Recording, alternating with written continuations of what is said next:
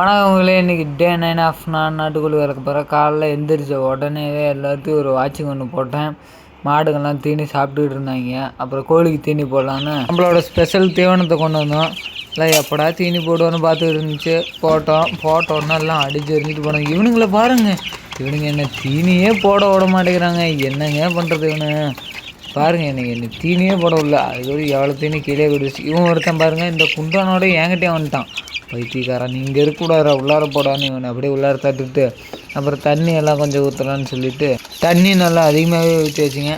அதுக்கப்புறம் தண்ணி ஊற்றினோடனே எப்படா ஊற்றணுன்னு பார்த்துட்டு இருக்க மாட்டேங்க. அப்புறம் தண்ணி ஊற்றணுன்னு நல்லா குடிச்சிருச்சு. அதுக்கப்புறம் வந்து டியூட்டி கிளம்பலான்னு சொல்லிட்டு முடிவுங்கையில் வந்து தினேசனுக்கோசரம் வெயிட் பண்ணேன். அப்புறம் எல்லா சாமியும் வேண்டிக்கிட்டு அதை ஒரு வாட்சிங் ஒன்று போட்டேன். அப்புறம் தினேசன் வந்தார், அவர் கூட கிளம்பி பொன்சந்தைக்கு வந்தேன்.